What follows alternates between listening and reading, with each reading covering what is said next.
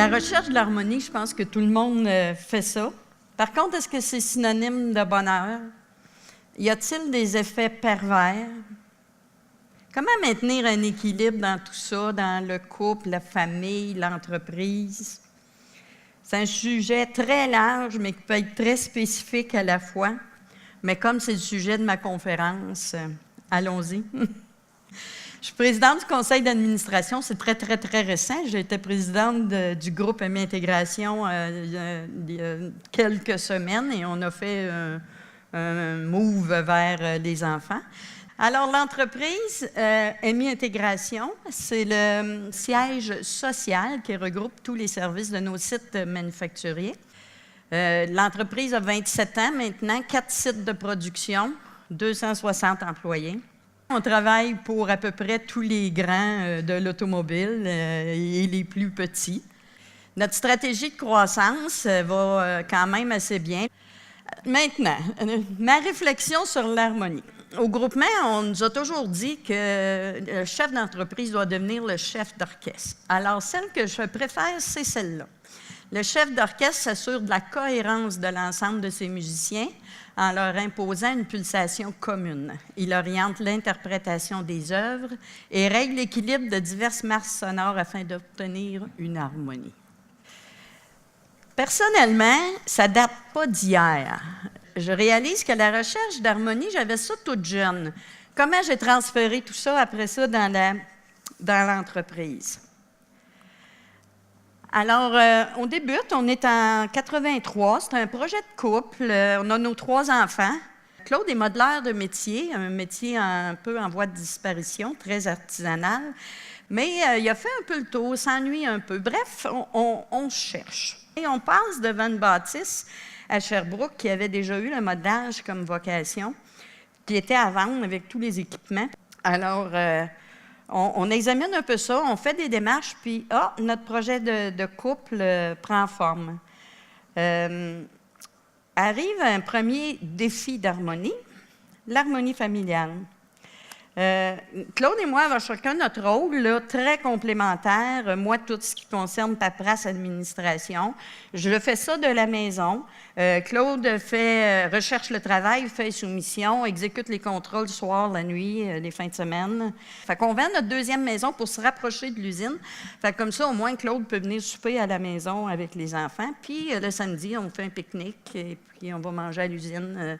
Les enfants jouent dans le rack à bois, puis commence l'entreprise familiale parce qu'on a un fonds de ménage, puis on lui donne une petite paye. Fait que tout ça va bien.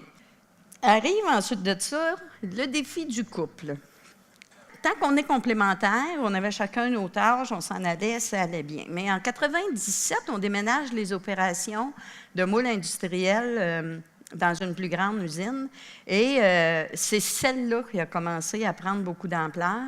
Fait que là, ça devient un petit peu difficile. Il y a un grand enjeu qui se dessine sur nos styles de gestion. Claude étant plus autocratique ou directif, moi étant plus consultative. Et les employés ont très bien développé qui allait voir dépendant de leur demande. Entre-temps, on achète un autre petit PME et on crée la division injection qui deviendra plus tard Plastec. Donc, il me vient une idée. Pourquoi on ne prendrait pas chacun notre entreprise? L'idée fait son chemin, puis au début 2002, on prend effectivement chacun notre entreprise. Moi, je prends Moule Industriel et Claude Plastec.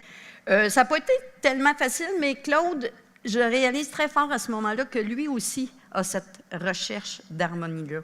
Alors, il faut se parler. Ça prend un conseil de famille. Tiens, j'ai dit, je vais faire ça. Fait qu'on se réunit tous les 5. Ça nous force à s'asseoir et à jaser du futur de l'organisation. Les enfants ont quand même pris de l'expérience dans les opérations, donc ils sont en mesure un peu de nous guider là-dedans.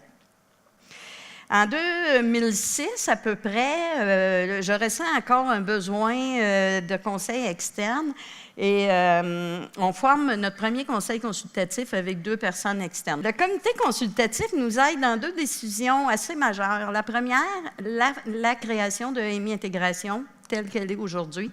Et on décide, on nous convainc d'engager un directeur général. On s'en va comme ça jusqu'en 2007, je dirais, à peu près. Plus 9. Où c'est que mon DG, il ne veut pas être DG, juste DG toute sa vie. En 2013, lui, il trouve que c'est lent, là, ça ne va pas vite, fait qu'il nous quitte. J'ai un grand défi là, d'ambiance, de sécurité, de pérennité de l'organisation. Faut garder le cap, là, c'est quelque chose. Alors, en conseil de famille, on le met à profit beaucoup. Je donne ma couleur en conseil de famille et je dis, je reprends, mais je reprends seul. Émotivement, ça n'a pas été évident, mais je vous l'ai dit, Claude, c'est un gars d'harmonie aussi, fait qu'il s'est tassé. On est en 2013. Les enfants décident de revenir à plein temps. Vincent prend le développement des affaires et Marie-Claude prend les opérations. Manon, elle, décide de partir son entreprise. Je veux la supporter là-dedans. Claude n'est plus du tout aux opérations, évidemment. Maintenant, qui va diriger l'entreprise? Alors, on a pris une décision. C'est les trois. Ça se transforme. Il faut devenir mondial. L'entreprise a besoin de nouvelles compétences. Le marché nous pousse à se développer partout dans le monde. On voit la limite de la direction à 3 têtes. Vincent développe une belle vision de transformation de l'organisation, puis où amener l'organisation.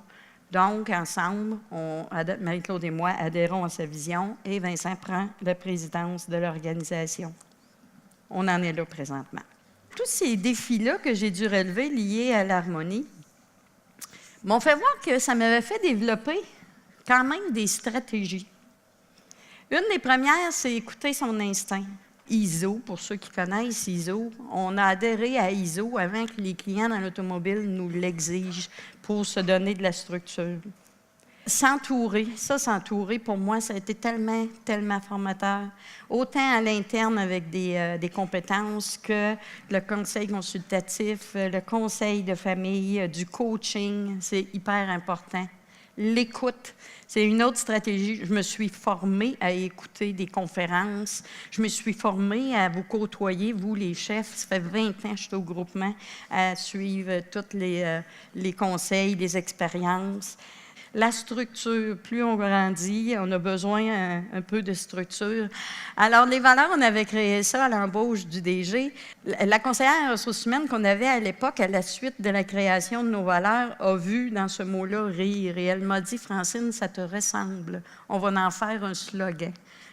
Je suis très fière de ça. Prendre soin des relations. Que ce soit les relations avec les employés, que ce soit les relations avec les clients, les fournisseurs, nos partenaires, c'est quelque chose que je tiens à cœur.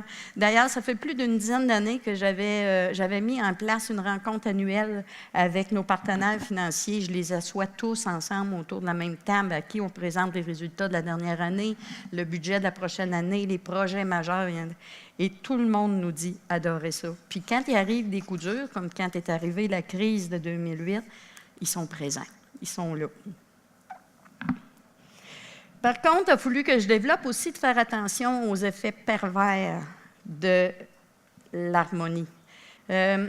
Avoir des valeurs, c'est bien, mais si tu ne les vis pas toi-même et que tu ne donnes pas l'exemple, c'est mieux de ne pas en avoir.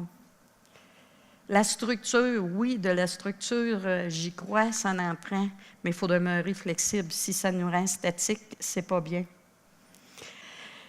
L'autre volet, l'autre effet pervers que je trouve très dangereux dans l'harmonie, c'est se taire. Il ne faut pas se taire. Il faut juste développer de l'argumentaire. Il faut être capable de vendre nos idées.